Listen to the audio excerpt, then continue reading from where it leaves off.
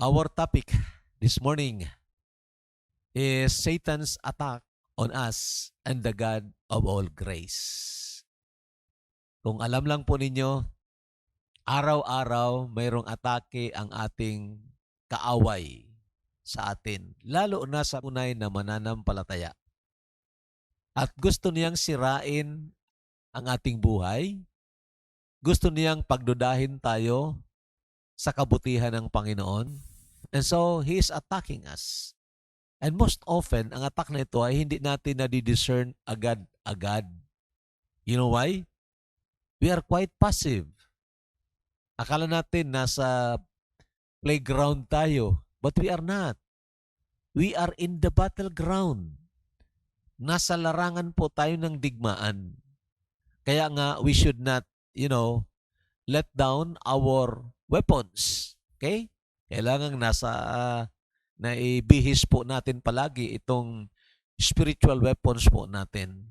And so, Satan is a real person. He is alive, but of course, he's a spirit. At he causes attack on Christians. Okay? But on the other hand, mga kapatid at mga kaibigan, we have the God of all grace. Mayroon tayo ng Diyos ng lahat ng biyaya. At ito ay available sa atin. We can only exercise our faith on Him. So, basahin po natin ang mga talatang ito. Starting from verse 8 in 1 Peter chapter 5. Sabi po dito, be sober, be vigilant, because your adversary, the devil, walks about like a roaring lion, seeking whom he may devour. Resist him, steadfast in the faith, knowing that the same sufferings are experienced by your brotherhood in the world. But may the God of all grace, who called us to His eternal glory by Christ Jesus, after you have suffered a while, perfect, establish, strengthen, and settle you. To Him be the glory and the dominion forever and ever. Amen. So there are three things na i-consider natin dito, mga kapatid at mga kaibigan. Tatlong katotohanan na gusto nating malaman and then ma-influence ang ating buong pagkatao upang i-apply po ito sa ating pang-araw-araw na buhay. The first one is, mayroon po tayong kaaway na mas malakas sa atin. Pero hindi naman mas malakas sa Diyos. Okay? Very, very important po ito. We have an adversary that is stronger than us, but not stronger than our God. Okay? Dapat alam natin yan upang wag tayong pumasok doon sa extreme na parang takot na takot dahil may kaaway pala. And then, on the other extreme, yung parang relax na relax lang tayo kasi mayroon naman tayong kakampi ang Diyos.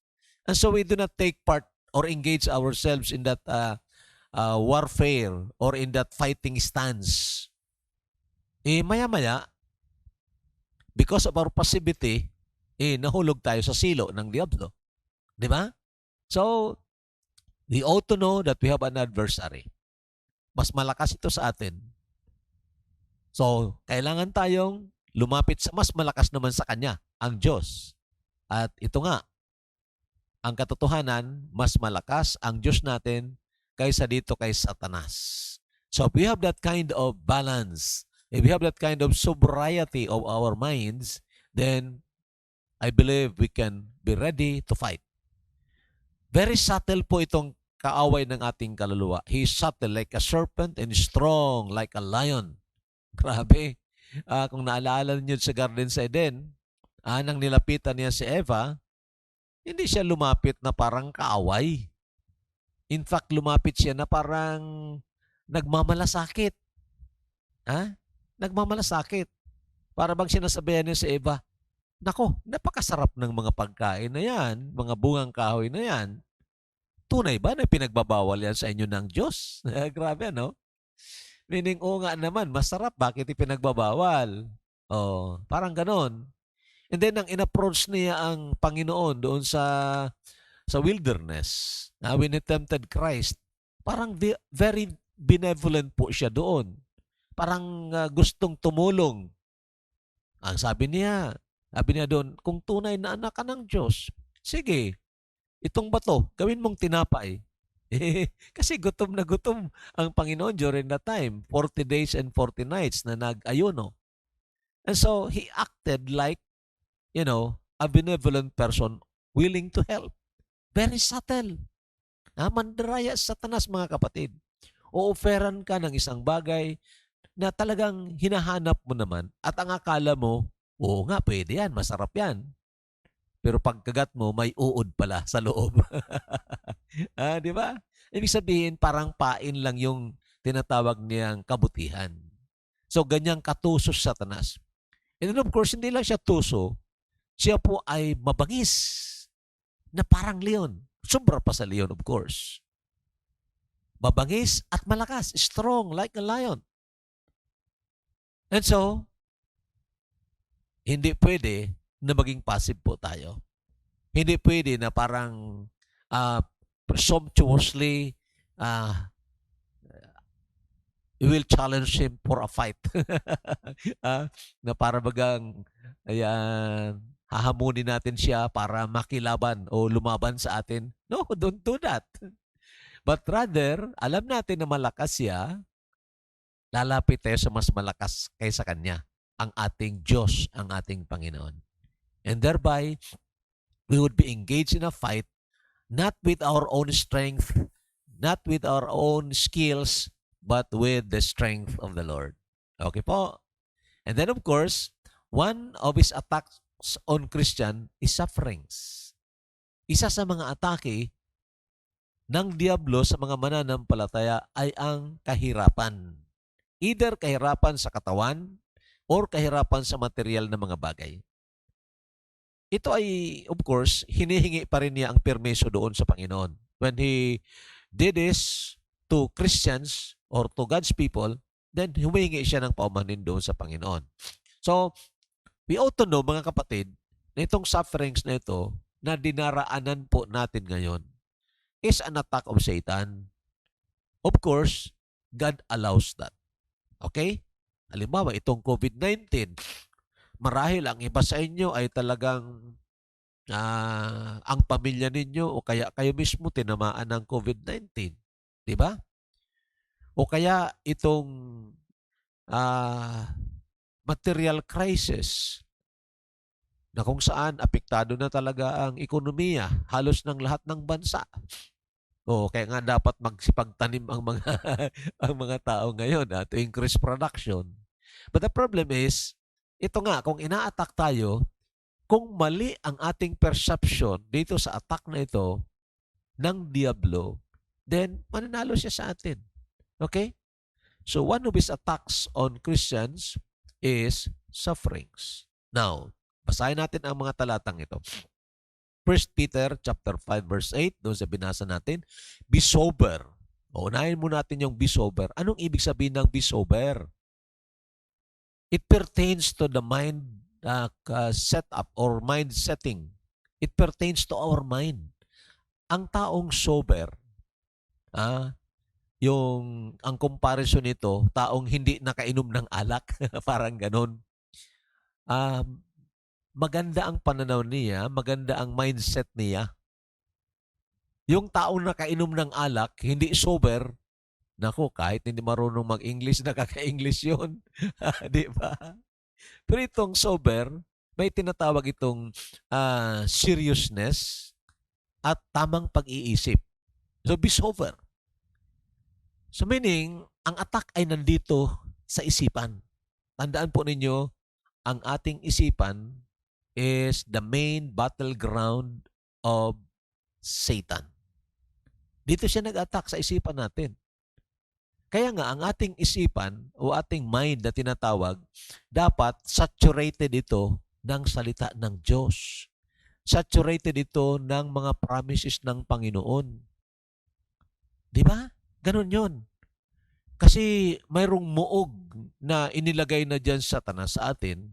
But we have the Word of God. We have the Word of God. that can destroy the muog, yung tinatawag, anong tawag dito, yung parang fortress. Ha? Sabi pa ng salita ng Diyos sa 2 Corinthians chapter 4, I think, or rather chapter 10, starting from verse 4. I think we ought to memorize that verse. Sabi diyan, for the weapons of our warfare are not carnal, but mighty unto God, unto the pulling down of strongholds. Yung mga muog.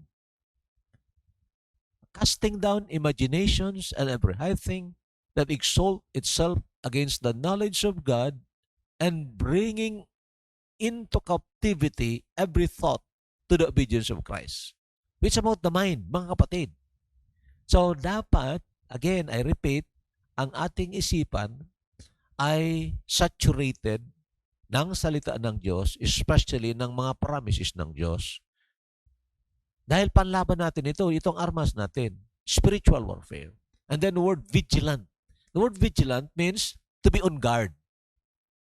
And that is about prayer. Watchful.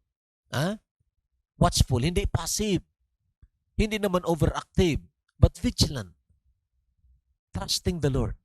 Why? Sabi dito, your adversary, ito na nga, nakaaway natin, pansinin nyo, your adversary. Hindi lang nakaaway siya ng Diyos at kaaway niya ang Diyos, kundi kaaway na rin natin dahil gusto tayong sirain. At itong Diablo walks about like a roaring lion, seeking whom he may devour. Pagpahina-hina ka, isigulaki ka na tao, isigulaki ka na Christian, target ka niya niyan. Sigurado yan, target ka niya. As an illustration, basahin niyo ang paglalakbay ng mga Israelites from Egypt to the land of promise. At nang nag-atake yung Amalekites, saan na parte ng linya umatake? Yung nasa hulihan, the hindmost part ang inatake. Yung mga nanghihina, yung parang urong-sulong, yung parang nag-aalangan na pumasok sa lupang pangako. Yun ang inatake. And ganun din ang kaligayan natin kung pahina-hina po tayo. Tayong atakehin. That's why we need to be strengthened, mga kapatid at mga kaibigan. Okay po? So, the second point that we want to see is we will experience sufferings due to the attacks of our enemy, but it is not necessarily due to our sins. Okay? Makaka-experience tayo ng mga kahirapan, hindi naman dahil sa ating kasalanan per se, kundi dahil sa atake nga ng Diablo. Okay? So, of course, alam natin na may mga paghihirap dahil sa kasalanan natin. Indirectly, of course, dahil sa kasalanan ni Adan at sa Eva. Pero yung mga tatamad-tamad ka, pabanjing-banjing ka lang, istambay-istambay ka lang at maghirap ka, natural yun. Natural na maghihirap ka dahil tamad ka. Di ba? Ganun lang yan eh. Pero kung ito, masipag ka naman, tapos namumuhay ka naman sa katwiran, talagang gusto mo maging malapit sa Panginoon, pero naghihirap ka, then it is not necessarily because of sin, but Satan is attacking you or attacking us para tayo manghina. And so, ang layunin ni Satanas sa kanyang pag-aatake sa atin ay para pagdudahan natin ang kabutihan ng Diyos. Ganun talagang atake niya. Na para bang ang Diyos ay hindi talagang karapat-dapat na sundin, hindi karapat-dapat na sambahin, kundi hindi naman talaga siya mabuti. At yun ang gusto ni Satanas na pagdudahan natin ang kabutihan ng Diyos. However, may purpose din ang Panginoon sa tinutulutan niyang mga atake sa atin. Ang layunin ng Panginoon, bakit tinutulutan niya ang mga atake ng Diablo sa ating buhay, ay para palakasin tayo at ihanda tayo sa kaluwalhatian. Okay? Yun po ang gusto nating tingnan dito ngayon. So, First Peter chapter 5, 10 and 11, basahin po natin ito. But may the God of all grace, who called us to His eternal glory by Christ Jesus, after you have suffered a while. Tingnan po ninyo yan, ha? After you have suffered a while. Pwede naman tayo hindi pa daanin ng Panginoon sa mga sufferings kung gugustuhin niya. Pero mayroon talagang napakabuting plano ng Panginoon sa ating buhay. Kaya't hinahayaan niya, tinutulutan niya, si Satanas na atakihin tayo. Ang kanyang layunin, to make us perfect or mature, to establish us para hindi tayo parang sailboat na tatapon-tapon lang ng hangin, kundi mayroon tayong paninindigan, and then strong tayo, malakas tayo, hindi agad-agad sumusuko sa problema, and then we will be stable. Okay? So itong purpose ng Panginoon. And of course, sabi ng verse 11, to Him be the glory and the dominion forever and ever. Ang result ng sufferings will always be for the glory of the Lord. Now, we need an illustration from the Old Testament. Kung naghihirap po ang sino man sa mga nanonood sa akin ngayon, magandang balikan ninyo ang paghihirap at pagtitiis ng isang taong matuwid sa harapan ng Diyos. And yet, hinayaan ng Panginoon na atakihin siya ng diablo. So Job 1:8, ito ang sabi. Nag-uusap dito si Satanas at ang Panginoon. Then the Lord said to Satan, have you considered my servant Job, that there is none like him on the earth, a blameless and upright man, one who fears God and shuns evil? Para bagang quote-in-quote, pinagyayabang ng Panginoon ang kanyang lingkod na si Job. Sabi na, nakita mo ang aking alipin doon, si Job. Walang kaparehas siya doon. Blameless, upright man, mayroong paghanga sa Diyos, at siya ay iniiwasan niya ang kasamaan. Ang sagot ni Satanas, sabi ni Satanas sa verse 9 and 10, sabi dito, so Satan answered the Lord and said, does Job fear God for nothing? Anong ibig sabihin yan? Hinahangaan ka ba ng Diyos? Pinaglilingkuran ka ni Job, brother? Pinaglilingkuran ka ba ni Job? Hinahangaan ka ba ni Job? Na wala ang kapalit? Parang ganon. Mayroong kapalit eh. Meaning, hindi ka talaga kahanga-hanga. But rather, binibigyan mo lang siya kapalit ng pagsamba niya sa'yo. Ganun ba talaga? Ganun ang akusasyon ni Satanas eh. Sabi niya dito, have you not made a hedge around him, around his household, and around all that he has on every side? Wow, ang ganda ng truth na yan on the positive side. Tayo ay nababakuran. Binabakuran tayo ng Panginoon. Pati na ang ating pamilya, pati na ang mga properties natin, binabakuran niya ng Panginoon, surrounding us with His angels. At alam ito ni Satanas. Sabi pa niya, you have blessed the work of His hands, and His possessions have increased in the land. Okay, pinagbindisyonan mo ang kanyang trabaho. Meaning, hindi tamad-tamad si Job. The work of His hands, nagtrabaho talaga siya at pinagpala siya ng Panginoon. At dumami ang kanyang mga pag-aari. Then, ito ngayon ang kanyang proposal. Sabi niya, but now stretch out your hand and touch all that he has, and he will surely cause or curse you to your face. Grabe ha? Sige nga, alisin mo yung kamay mo, alisin mo yung pagbabakod mo sa kanya. At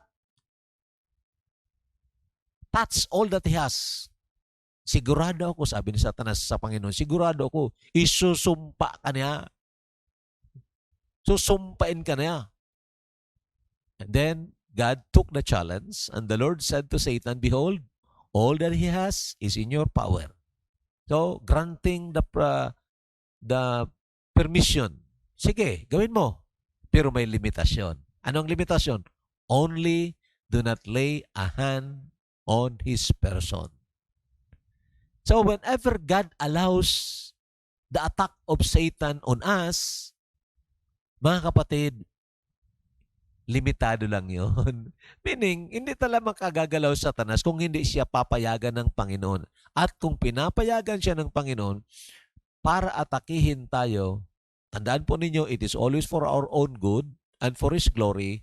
And then, of course, it is but on a limited time and a limited scope. Okay?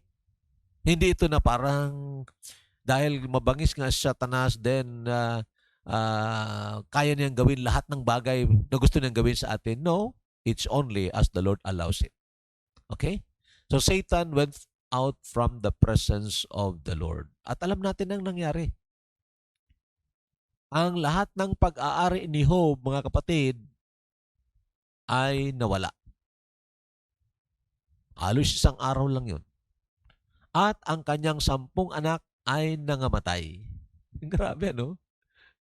Namatay ang kanyang mga anak. Of course, alam natin mga kapatid, on the last or in the long run, sa katapusan, panalo si Job. Pag-aral natin yun, bakit siya nananalo. So, we are sure to win when we steadfastly resist Satan and the faith. That is the truth na nakita natin dito. Siguradong mananalo tayo kung patuloy nating lalabanan si Satanas in the faith. Anong ibig sabihin yan? Lalabanan natin siya in the faith. Tapos steadfastly. Hindi tumitigil. Hindi nagpapahinga. Di ba? Okay, so faith on God who has the grace to deliver us from the attacks of Satan. Kailangan ang pag-resist natin laban kay Satanas at sa kanyang mga atake sa atin ay sa pamamagitan ng pag-focus sa Diyos. That is, our faith is focused on God na mayroong biyaya to deliver us from the attacks of Satan. And there is another one. Faith on God who has the grace to deliver us through the attacks of Satan. Okay, yung preposition na yan, mahalaga na naintindihan po natin yon. Yes, God can deliver us from the attacks of Satan. Ibig sabihin, pag atake ni Satanas, then pipigilan ni Satanas at kukunin tayo para hindi tayo tamaan ng kanyang atake. Okay? God can do that. He did it many times sa lumang tipan. Halimbawa, kung naalala ninyo, si Meshach, Shadrach, Abednego, ang atake ng Diablo doon ay talagang papatayin sila, susunugin doon sa horno ng apoy. But then, God was there. The Son of Man was there. At kahit nasa loob sila ng hornuhan na yon, hindi sila nasunog. God delivered them from the fire. Okay? Makita natin yon.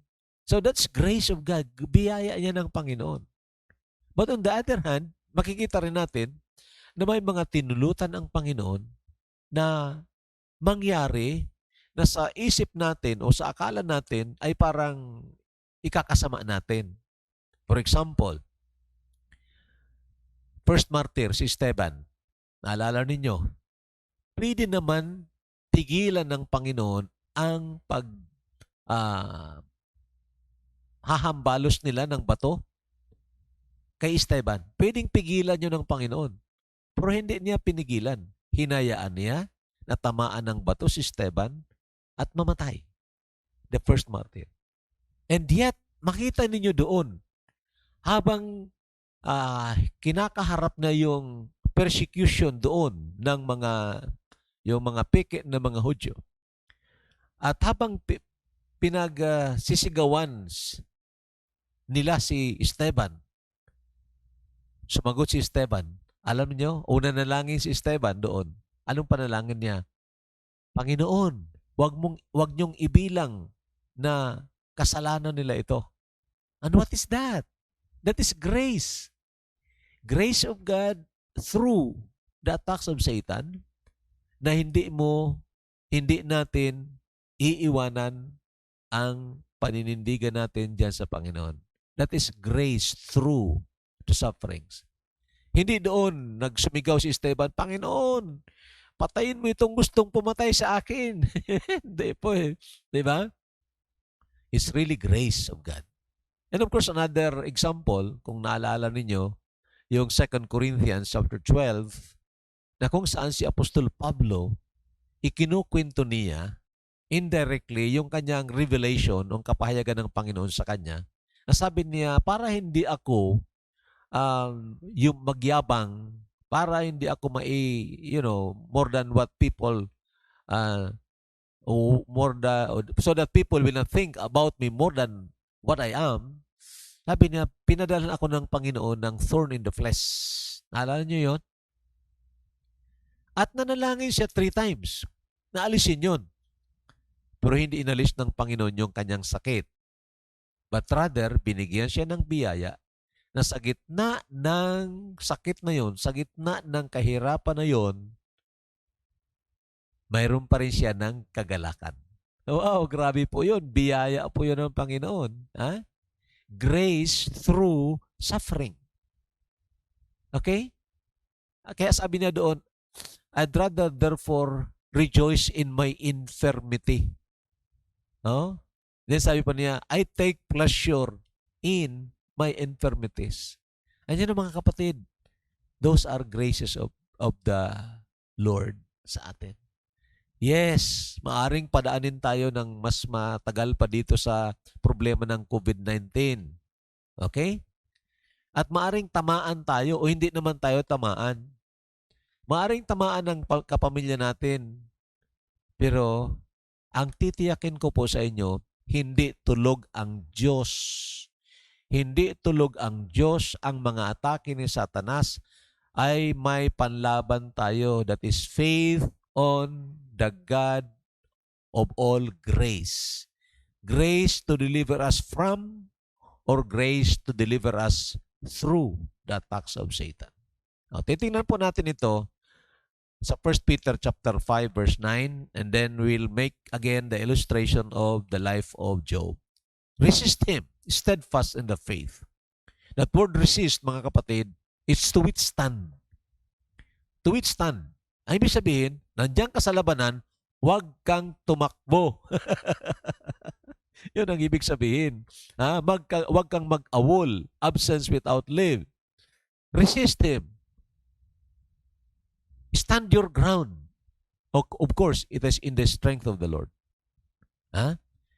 Sa James chapter 4 verse 7, prior to the word resistance, may sinasabi doon ng Panginoon, submit yourselves therefore to God, resist the devil, and he will flee from him. So meaning, nagpasakop tayo sa Panginoon, mayroon tayong lakas para to withstand our ground. Na kahit na parang kakatayin na tayo, magpapatuloy pa rin tayo sa biyaya ng Panginoon to fight our enemy steadfastly, believingly na ang Diyos na ito, He can deliver us from the troubles or from the attacks, or He can deliver us through the troubles. Okay? Knowing that the same sufferings are experienced by your brotherhood in the world. Meaning, there are a lot of illustrations to this na dumaan din ang mga mananampalataya, ang mga kapatiran natin sa Panginoon, dumaan din ito sila sa ganitong mga paghihirap. And that we can, again, emulate Job. Job chapter 1, 20 and 21, anong sabi dito? Then Job arose, tore his robe, and shaved his head, and he fell to the ground and worshiped. Grabe po ito. Nawala ang kanyang ari-arian, lahat yan. In one day, namatay ang kanyang 10 anak. Ang misis niya, nagsasuggest pa sa kanya, curse God and die. Pero si Job, anong sabi ni Job? Anong sabi dito? He fell to the ground and complain? Hindi po, worship. Bakit? Kasi ang real satisfier of his soul, ang tunay talaga na nagbibigay satisfaction sa kanyang kaluluwa, hindi yung mga material na mga bagay na ibinigay ng Panginoon sa kanya, hindi yung mga anak niya na ibinigay ng Panginoon sa kanya. Hindi nga kahit ng misis niya. That is not, or they are not the source of satisfaction. The source of real satisfaction of Job's life is the God Himself. And that's why, kahit na nawala yung mga amenities of life, kahit na nawala yung comfort, nawala yung material niya, at ang magagandang relasyon, and yet, he still worship the Lord. Why? His greatest treasure is God. So he is really enjoying God. And he said, naked I came from my mother's womb, and naked shall I return there. The Lord gave, and the Lord has taken away. Blessed be the name of the Lord. Makita niyo mga kapatid, si Job, he withstood the attacks of Satan by focusing himself on the beauty and the majesty of the Lord. In the first place, alam natin, wala naman tayong pag-aari sa sanlibutan ito. Wala tayong dala. At wala din tayong madadala pag alis natin dito. Diyos ang nagbigay niyan, kunin ng Panginoon, anytime, okay lang. Blessed be the name of the Lord. Kung ang ating buhay, mga kapatid at mga kaibigan, ay naka-attach sa material na bagay, pag nawala yan, naku, delikado. May mga taong nagpapakamatay pag nawala o nalugi sa negosyo. Bakit? Ang kanyang buhay attached doon. Yun ang kanyang buhay. Kung ang ating buhay ay attached sa ating pamilya, sa mga mahal natin sa buhay, absolutely attached there. Pag nawala sila, may mga tao na nagpapakamatay na rin. Ano pang wala na ang buhay ko, wala ka na darling, kaya nagpakamatay na rin. Mga kapatid, I know it's hard kung mag-experience tayo ng ganyan. It's hard. It's not easy because truly, there is that attachment, but do not make it as an absolute attachment. Our lives must only be attached absolutely to the Lord. Kaya kung kunin man ng Panginoon sa atin ang anumang bagay o kaya't magagandang relasyon natin sa libutang ito, malungkot po tayo. Yes, pero wag nating iwanan ang greatest treasure natin, the God of the Bible.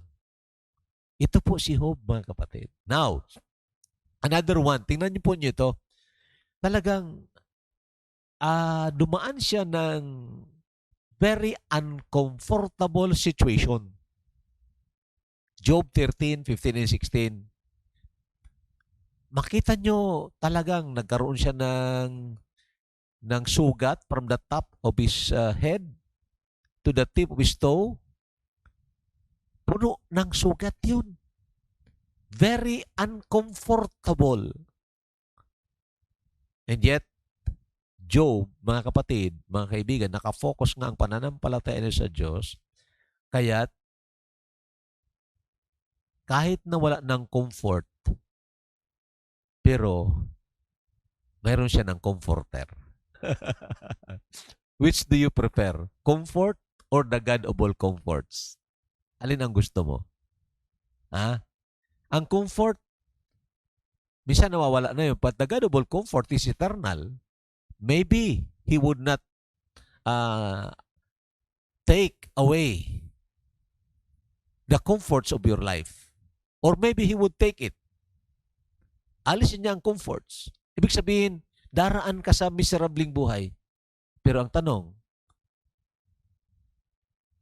ang Diyos ba na ito ay hindi kaniya kayang bigyan ng kagalakan in the midst of troubles?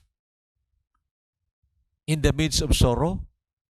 Naalala ko yung verse sa 2 Corinthians chapter 6, as sorrowful, yet always rejoicing. Wow! That's the complexity of emotion ng Panginoon. And I tell you, God has it, and we can have it by faith.